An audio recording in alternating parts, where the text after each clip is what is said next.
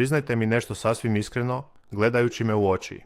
Znam da u vašoj kutiji s priborom imate tu jednu specifičnu udicu.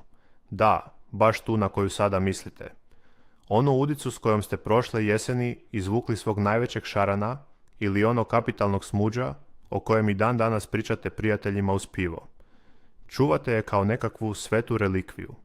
Vežete je na sistem svaki put kada riba slabo radi, uvjereni da u tom komadiću metala leži neka neobjašnjiva magija. Ali, što ako vam kažem da vas ta ista sretna udica zapravo košta svake druge ribe koja vam zagara grize mamac? Što ako je vaša Amailija zapravo vaš najveći neprijatelj na vodi? Dobrodošli u novi video. Danas ćemo razbiti jedan od najstarijih i najštetnijih mitova u svijetu ribolova. Govorimo o onom osjećaju kada vam riba spadne na pola puta do obale, a vi psujete sve po spisku. Obećavam vam, nakon što odgledate ovaj video do samog kraja, otvorit ćete svoju kutiju s priborom i polovicu stvari bez razmišljanja baciti u smeće. Spremni ste za surovu istinu? Napišite mi odmah sada u komentarima kada ste zadnji put zavezali potpuno novu udicu na svoj sistem. Idemo vidjeti koliko vas zapravo pazi na ovaj najvažniji detalj. Ribolovci su nevjerojatno čudna bića. Skloni smo praznovjerju mnogo više nego profesionalni kockari. Imamo svoje sretne kape, sretne majice koje ne peremo tjednima, sretna mjesta na rijeci i, naravno, sretnu opremu. Zašto je to tako? Zato što je ribolov sport u kojem jako puno ovisi o prirodi, o stvarima koje ne možemo kontrolirati. I onda, kada se zvijezde poklope i ulovimo ribu života, naš mozak traži razlog. Tražimo opipljivu stvar kojoj ćemo pripisati taj uspjeh. Tako se rađa mit o sretnoj udici. Godinama radimo istu grešku. Kupujemo štapove od 100 ili 200 eura. Kupujemo role koje koštaju kao nečija mjesečna plaća. Trošimo pravo bogatstvo na najmodernije prihrane, bojle, pelete i skupe japanske varalice. Sve to radimo kako bismo privukli ribu i prevarili je da uzme naš mamac. Ali onaj jedini fizički kontakt između nas i te ribe je komadić žice koji košta možda 50 centi.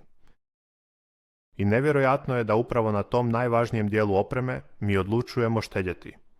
Ostavljamo staru udicu na sistemu iz vikenda u vikend, iz mjeseca u mjesec, potpuno ignorirajući činjenicu da se materijal troši, tupi i gubi svoja svojstva.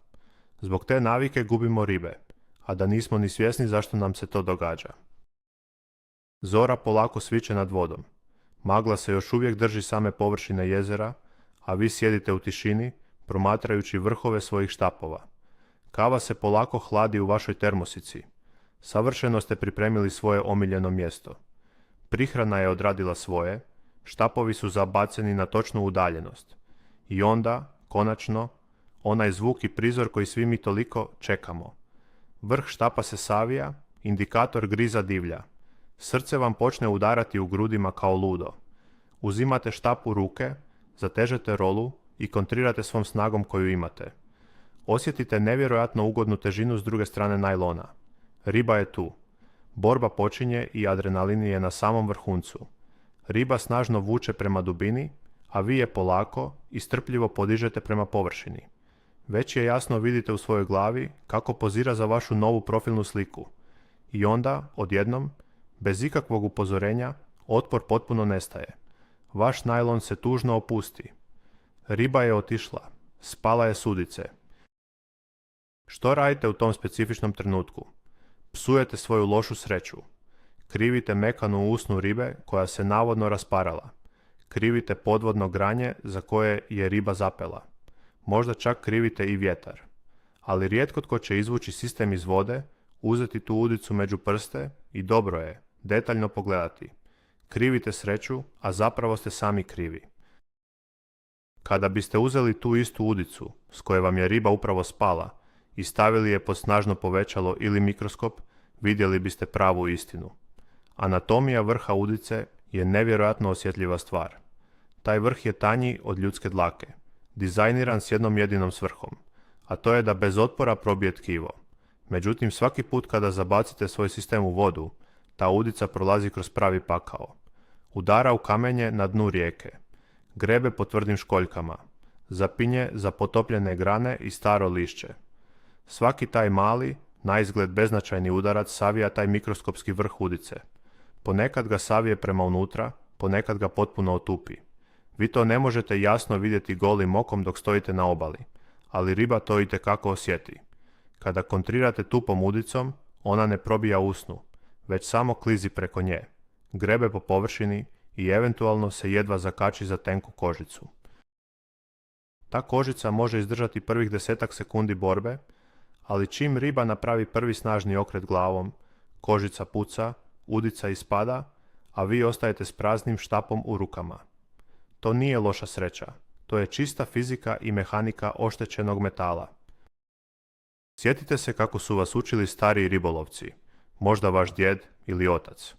Postoji jedan vrlo stari, ali apsolutno nepogrešivi test koji danas gotovo nitko ne koristi. To je onaj poznati test na noktu. Zamislite da držite udicu u ruci. Postavite vrh udice pod blagim kutom na nokat svog palca i lagano, bez puno pritiska, povucite udicu prema dolje. Ako je udica zaista oštra kako treba biti, ona će se trenutno zaustaviti i urezati u površinu vašeg nokta na sam dodir. Neće kliznuti ni milimetra. S druge strane, ako vaša takozvana sretna udica samo sklizne preko nokta, ostavljajući bijelu crtu za sobom, ona je tupa i beskorisna. To je udica koja ide direktno u smeće. Zanimljivo je koliko nas zna za ovo jednostavno pravilo, a ipak ga ignoriramo. Lijenost je naš najveći neprijatelj. Lakše nam je ostaviti stari sistem vezan na štapu nakon prošlog ribolova, baciti ga u auto i idući vikend samo ponovno zabaciti. Taj mali trenutak lijenosti, ta odluka da ne provjerimo oštrinu nokta, košta nas onih najvećih trofejnih ulova o kojima sanjamo mjesecima. Testirajte svoje udice prije svakog zabacivanja, to traje doslovno 3 sekunde. Praznovjerje u ribolovu je fascinantna psihološka pojava. Mi ribolovci smo u stanju sami sebe uvjeriti u nevjerojatne stvari. Zamislite situaciju. Ulovili ste ogromnog šarana i primijetili ste da je udica malo izgubila oblik. Malo se otvorila. Umjesto da je odmah odrežete škarama i bacite, vi uzimate kliješta iz torbe i pokušavate je ispraviti. Savijate taj komad čelika natrag u početni oblik, uvjeravajući sami sebe da je sada ponovno kao nova. Ali tu leži ogromna, katastrofalna greška. Svaki metal ima svoju memoriju i svoju strukturalnu snagu. Onog trenutka kada se čelik pod pritiskom savije, a vi ga na silu vratite nazad, vi ste stvorili slabu točku u strukturi udice. To se zove zamor materijala. Idući put kada vam na tu istu popravljenu udicu udari riba života, udica se neće samo otvoriti, ona će puknuti na 2 dijela poput suhe grančice. I onda ćete stajati na obali, gledajući u onaj patrljak žice vezan za vaš predvez, pitajući se kako je moguće da vam je pukla udica poznatog proizvođača. Nije kriv proizvođač, krivi ste vi i vaša potreba da spašavate opremu koja je odradila svoje. Žica ne trpi popravke. Ajmo malo razgovarati o čistoj matematici i fizici udarca ribe. Zamislite varaličarenje štuke ili smuđa na dubokoj rijeci. Zabacujete silikonac s teškom olovnom glavom i debelom udicom. Smuđ napada iz zasjede. Njegova čeljust je sastavljena od tvrdih koštanih ploča, tu gotovo da i nema mekog tkiva. U trenutku kada osjetite udarac, vi morate kontrirati. Da bi vrh udice probio tu tvrdu kost usne, potrebna je nevjerojatna količina energije koja se prenosi s vašeg štapa, preko najlona, sve do vrha udice. Ako je taj vrh kristalno i besprijekorno oštar, on ulazi u kost kao vruć nož kroz maslac. Međutim, ako je vrh imalo zatupljen, površina kojom udara u kost postaje veća. Zbog toga vam je odjednom potrebno 3 ili čak 4 puta više snage u kontri da biste postigli istu dubinu penetracije. Problem je što vi tu dodatnu snagu najčešće nemate, jer vam rastezljivost najlona i savijanje štapa uzimaju dio energije. Rezultat? Udica se samo osloni na kost, vi mislite da imate ribu na štapu, a pri prvom izronu smuđ jednostavno otvori usta i ispljune vašu varalicu van. Tupa udica ne prašta koštane čeljusti. Posebna priča su moderni šaranski sistemi. Ako se bavite ozbiljnim šaranskim ribolovom, znate da se moderni sistemi temelje na principu samozakačivanja. Vi ne kontrirate štapom u pravom smislu te riječi. Riba uzima vašu bojlu u usta, ispravlja sistem, udica se sama okreće prema donjoj usni i pod težinom olova od 100 grama ona se mora sama zabosti. Ovo je genijalan mehanizam, ali ima jednu jedinu veliku manu. On u potpunosti i bez ikakve iznimke ovisi o apsolutnoj oštrini vaše udice. Ako je udica tupa, mehanizam okretanja će i dalje funkcionirati. Udica će doći u pravilan položaj, ali težina olova jednostavno neće biti dovoljna da tu zatupljenu žicu utjera u meso šarana. Šaran će osjetiti ubod, prestrašit će se, snažno će zatresti glavom i bez problema ispljunuti i mamac i udicu. Vi ćete na obali možda čuti samo jedan kratki zvuk signalizatora, jedan mali pomak indikatora i onda tišina. Pitat ćete se je li to bio rak, je li to bila sitna bijela riba koja dira mamac. Ne, to je bio ogromni šaran kojeg je vaša stara, sretna udica uspjela samo počeškati po usni. Hrđa je tihi ubojica vašeg ribolovnog pribora. Koliko puta ste završili ribolov, padala je kiša, sve je bilo mokro. Na brzinu ste strpali mokre kutije s priborom u torbu, zatvorili je i bacili u kut garaže. Tamo stoji tjednima. Vlaga unutar te plastične kutije polako, ali sigurno jede metal. Sljedeći put kada otvorite kutiju, vaše udice možda ne izgledaju narančasto od hrđe, ali su izgubile onaj tamni, zaštitni sloj. Postale su matirane i hrapave na dodir. Taj mikroskopski sloj korozije je dovoljan da značajno poveća trenje kada udica pokušava probiti tkivo ribe. Ono što je još opasnije je da hrđa nagriza vrh udice čineći ga nevjerojatno krhkim. Kada hrđav vrh udari u tvrdu kost, on se neće saviti. On će jednostavno puknuti i otpasti. Ostaće vam udica bez samog špica. Ponekad je to okom teško i vidjeti, ali pod rukom se osjeti. Nikada, ali apsolutno nikada nemojte pecati s udicama koje su bile izložene dugotrajnoj vlazi u kutiji. Bacite ih bez imalo grižnje savjesti. To je najjeftiniji dio vaše opreme, a radi najveću štetu ako nije savršen. Dolazimo do teme lažne ekonomije u ribolovu, o kojoj nitko ne voli glasno pričati. Svi se volimo hvaliti novom opremom. Susretnete prijatelja na vodi i on vam ponosno pokazuje svoj novi komplet štapova koji ga je koštao gotovo 1000 eura. Uz to, tu su i role najviše klase, niske tolerancije, precizne kočnice, kupio je i najskuplju pletenicu na tržištu. Zatim sjednete pored njega i gledate kako veže sistem. Vadi iz džepa zgužvanu vrećicu s udicama, od kojih su neke već korištene i tupe, jer eto, te su mu se dobro pokazale prije 2 godine i ne želi trošiti novac na nove jer su mu ove još uvijek dobre. To je potpuni apsurd našeg hobija. Spremni smo uložiti pravo bogatstvo da bismo ribu doveli na naše hranilište i natjerali je na griz, a onda je pokušavamo izvući tupim komadom željeza. To je isto kao da kupite najbrži sportski automobil na svijetu, a na njega montirate izlizane, prastare gume s otpada i nadate se da nećete sletiti s ceste u prvom zavoju. Nova, oštra udica iz paketa je vaša najbolja i najjeftinija polica osiguranja na vodi. Mnogi stariji ribolovci će sada reći kako oni ne bacaju udice, nego ih oštre. Znam da u torbama nosite male dijamantne turpije i kamenje za oštrenje. I to je potpuno u redu. Oštrenje udica je vještina koja se nekada itekako cijenila. Ali budimo potpuno realni. Koliko vas zaista zna pravilno naoštriti modernu udicu? Moderne udice su kemijski oštrene i obložene posebnim teflonskim slojevima za lakše prodiranje. Kada uzmete turpiju i počnete strugati po tom vrhu, vi skidate taj zaštitni sloj. Možda ćete prstima osjetiti da je udica privremeno oštrija, ali ste zapravo narušili tvornički kut vrha i učinili materijal ekstremno ranjivim na hrđu. Nakon prvog zabacivanja i kontakta s vodom, ta udica će oksidirati 10 puta brže. Oštrenje ima smisla samo kao prva pomoć na vodi, u trenutku kada vam ponestane određenog modela udice, pa morate spasiti situaciju za taj jedan dan ribolova. Ali čim dođete kući, ta naoštrena udica mora završiti u kanti za smeće. Ne isplati se riskirati ribu života zbog lažnog osjećaja ušteđenog novca. Zamislimo scenarij ribolova feeder tehnikom na rijeci. Ovo je ekstremno dinamičan oblik ribolova.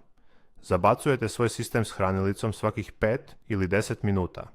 Hranilica pada na dno puno šljunka, sitnog kamenja i potopljenih grana.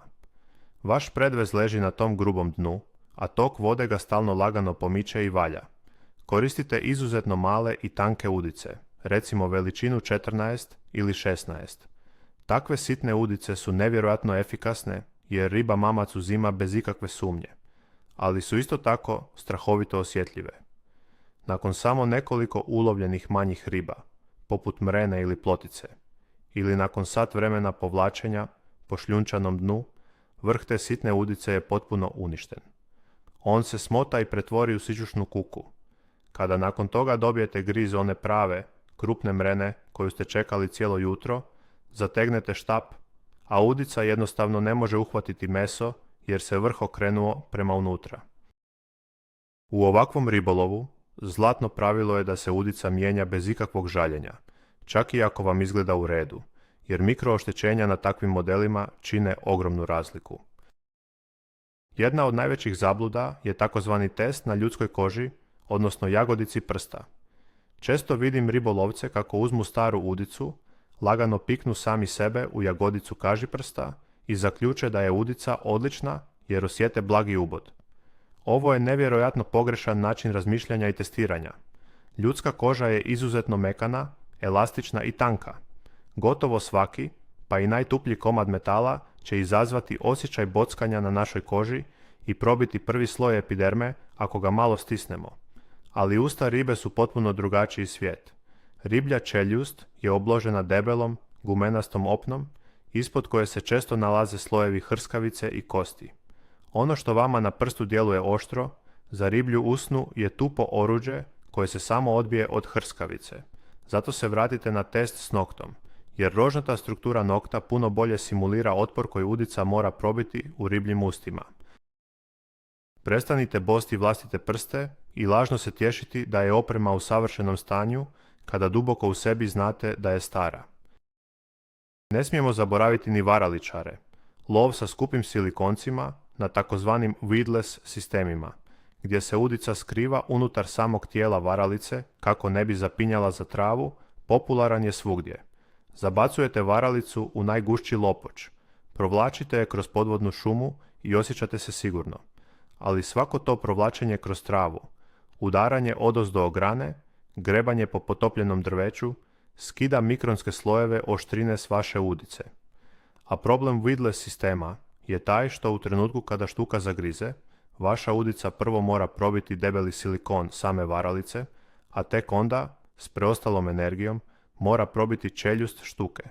Ako ta udica nije apsolutno brutalno oštra, ona će se zaglaviti u samom silikonu i nikada neće ni doći do ribljeg mesa. Štuka će pustiti varalicu, vi ćete vidjeti zube na silikonu i pitat ćete se zašto se riba nije zakačila. Zato što ste predugo vukli istu udicu po dnu i zaboravili ste da ona tupi čak i kada ne zakači ni jednu jedinu ribu.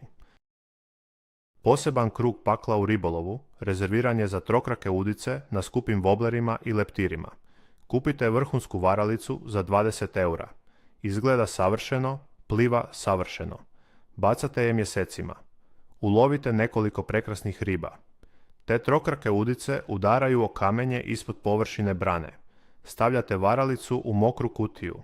Nakon nekog vremena primijetite da su vrhovi udica malo pocrnili, ali varalica i dalje hvata, pa ništa ne dirate. A onda vam udari somčina. Borba traje pola sata. Som udara repom, rola pjeva, a vi ste u ekstazi. I onda, u pličaku, som napravi jedan nagli okret tijelom, varalica vam doleti nazad u lice, a som otpliva. Uzmete varalicu u drhtave ruke i imate što vidjeti. Jedan krak udice je ravan kao čavao, a drugi je potpuno otupio. Mijenjanje trokrakih udica na varalicama je noćna mora, to svi znamo. Potrebna su posebna kliješta, puno živaca i vremena, zato to izbjegavamo. Ali taj izbjegnuti posao vas košta ulova koji se pamti cijeli život. Nemojte biti robovi tvorničkih udica. Zamor žice je pojam koji morate shvatiti ako želite prestati gubiti ribu. Zamislite da uzmete spajalicu za papir. Savijete je jednom prema van, pa je vratite nazad. Nije pukla. Savijete je drugi put. Opet drži. Ali peti put, ona puca pod minimalnim pritiskom. Ista stvar se događa s udicama tijekom dugih i napornih zamaranja ribe. Kada zamarate ribu od 15 kg, sila kojom ona rasteže vašu udicu je stravična. Udica se mikroskopski otvara i zatvara pod tim opterećenjem. Čak i ako nakon izvlačenja ribe vaša udica izgleda potpuno normalno i vraćena u svoj prvobitni oblik, njena unutarnja molekularna struktura je narušena. Oslabljena je. Ako odmah nakon takve borbe ponovno zabacite isti sistem, prva sljedeća velika riba će tu udicu ispraviti s pola snage. Izgubljena udica nakon velike ribe je pravilo profesionalaca. Oni znaju da alat ima svoj vijek trajanja. Čim pospremite trofejnu ribu u podmetač, uzmite škare, odrežite taj sistem i zavežite potpuno novi. To je jedini ispravan put. Dolazimo i do priče o debljini žice i njenom odnosu prema oštrini. Često viđam ribolovce koji koriste ekstremno debele, robusne udice za ribolov šarana na otvorenim vodama, bez prepreka, vjerujući da im treba maksimalna snaga da im riba ne pobigne. Međutim, što je žica udice deblja, to je njen vrh u startu teže napraviti oštrim i još teže on probija meso zbog velike površine otpora. S druge strane, previše tenke udice su oštre kao igle, ali lako pucaju. Prava umjetnost ribolova je odabrati optimalnu debljinu za situaciju na vodi. Ali zapamtite ovo, debela, a tupa udica je apsolutno najgora moguća kombinacija koju možete imati na štapu. To je doslovno kao da pokušavate probušiti gumu sa šaraf cigerom tupog vrha. Treba vam ogromna snaga kontre koju riba često ne dozvoljava jer osjeti tvrdi predmet u ustima i trenutno ga izbacuje. Zato ako lovite na teškim terenima i morate koristiti jake i debele udice, njihova oštrina mora biti apsolutno savršena bez jednog jedinog kompromisa. Sada zamislite trenutak zatezanja štapa iz perspektive onoga što se događa pod vodom. Riba uzima vaš mamac. U tom dijeliću sekunde najlon se zateže. Sila putuje niz najlon do udice. Udica se počinje kretati unutar ribljih usta. Traži meku točku za proboj. Ako je udica tupa, ona se okreće, kliže preko tkiva, zapinje i preskače preko neravnina. Taj dijelić sekunde produžuje se na cijelu sekundu, što je ribi sasvim dovoljno da shvati opasnost i reagira. S druge strane, kada je udica savršeno oštra, ona se hvata za tkivo na prvi i najmanji kontakt. Nema proklizavanja. Vrh se zabija pod kutom, a snaga kontre samo zakucava luk udice duboko u meso, sve do povratne kukice. Taj proces traje doslovno milisekundu i riba nema vremena za bilo kakvu obrambenu reakciju. Zato profesionalci uvijek govore o samopouzdanju. Kada znate da vam je na kraju sistema nova, oštra udica, vi kontrirate sigurnije i smirenije, jer znate da mehanika radi za vas, a ne protiv vas. Također moramo spomenuti i ribolov s udicama bez povratne kukice, koji postaje sve popularniji na mnogim jezerima zbog zaštite ribljeg fonda. Ako pecate s ovakvim modelima, oštrina je od presudne životne važnosti. Kod udica bez kukice ne postoji ništa što drži ribu na sistemu osim stalnog pritiska vašeg štapa i dubine na koju je udica u startu prodrla u tkivo. Ako u startu ne zabijete udicu dovoljno duboko, jer je bila malo tupa pa je prodrla samo plitko ispod kože, riba će vam spasti pri prvom naglom okretu i olakšanju najlona. Udica bez kukice mora probiti cijelu usnu kako bi se čvrsto smjestila u svom luku. Zato ribolovci koji koriste takve modele moraju pregledavati i mijenjati udice dvostruko češće od ostalih. Nema mjesta za pogrešku, nema povratne kukice koja će oprostiti vašu grešku ili lijenost. Ako lovite bez kukice, vaša udica uvijek mora biti oštra kao britva. Stvaranje nove navike je ono što odvaja prosječne ribolovce od onih vrhunskih. Vrhunski ribolovac ne čeka da mu riba spadne s udice kako bi provjerio svoj sistem. On to radi preventivno. Kada dođete na vodu, dok pijete prvu kavu i gledate gdje ćete zabaciti, uzmite si vremena, sjednite, otvorite kutiju s priborom i zavežite potpuno nove predveze i udice za taj dan. Neka to postane vaš jutarnji ritual, vaša priprema za bitku. Kada zabacite taj novi, netaknuti komad metala u vodu, osjećat ćete se neusporedivo sigurnije. Nećete sjediti u stolici i pitati se hoće li stara udica izdržati ako zagrize kapitalac. Nećete osjećati onu tjeskobu i nesigurnost. Ta psihološka stabilnost je ključna. Jer kada ste smireni i sigurni u svoj alat, donosite bolje odluke tijekom same borbe s ribom. Ne forsirate, ne paničarite. Zato investirajte malo vremena i par centi u novu udicu na početku svakog ribolova. To je najbolji savjet koji možete dobiti. Znate li koji je najčešći izgovor koji čujem na obali kada nekome kažem da mu je udica tupa? Kažu mi, pa i s ovom tupom sam jučer ulovio 3 ribe, zašto da je mijenjam? To je poznata zabluda preživjelih u ribolovu. Da, naravno da ćete ponekad izvući ribu na tup i hrđav komad žice. Ponekad će se riba tako silovito zaletjeti na varalicu ili tako duboko progutati mamac, da će se udica jednostavno zaglaviti negdje u škrgama ili grlu gdje ni ne treba biti previše oštra. Ali vi ne gradite svoju ribolovnu strategiju na slučajnosti i na gluposti gladne ribe. Vi gradite strategiju za onog opreznog, starog i iskusnog šarana ili smuđa koji mamac uzima krajnje oprezno, samo rubom usana. Za tu ribu, za tu jednu šansu u mjesec dana vama treba savršena oprema. Tupe udice hvataju neopreznu i malu ribu. Savršeno oštre udice hvataju kapitalce. Razmislite dobro u koju skupinu ribolovaca želite spadati na kraju dana. I za sam kraj ove duboke analize želim da shvatite jednu jednostavnu istinu. U ribolovu nema čarolije. Nema mističnih predmeta koji donose sreću na vodi. Sreća je tamo gdje se priprema susreće s prilikom. Vaša sretna udica nije sretna zato što ima magične moći. Bila je sretna u tom jednom specifičnom trenutku jer je tada bila nova, jer je tada bila savršeno oštra, jer ste je pravilno postavili u pravo vrijeme na pravo mjesto. Sve nakon tog ulova je samo trošenje materijala i zavaravanje samog sebe. Pustite sentimente i uspomene u obliku fotografija. Komade željeza koji gube svoja svojstva bacite tamo gdje im je i mjesto, u kantu za reciklažu metala. Svoju sreću u ribolovu osiguravate sami, svojim znanjem, svojom marljivošću i pametnim odlukama. Prestanite se oslanjati na istrošenu opremu i počnite loviti sa alatima koji jamče maksimalni uspjeh pri svakom novom grizu. Da rezimiramo današnju temu i stavimo točku na i. Vaša omiljena, sretna udica koju čuvate u kutiji tjednima ili mjesecima zapravo je razlog broj 1 zašto gubite ribu svog života. Mikroskopska oštećenja, hrđa, zamor materijala i gubitak onog početnog tvorničkog kuta oštrice čine je potpuno beskorisnom u trenucima kada je najvažnije. Pravi i neočekivani preokret je u tome što ste sve vrijeme krivili nesreću, loše vremenske uvjete ili samu ribu, dok je glavni krivac cijelo vrijeme ležao točno u vašim rukama. Odbacivanjem starih navika i prihvaćanjem činjenice da su udice samo potrošni alat, drastično ćete povećati svoj postotak uspješno izvučenih riba iz vode. Hvala vam puno što ste gledali ovaj video i nadam se da ćete već na sljedećem ribolovu primijeniti ovo o čemu smo danas govorili.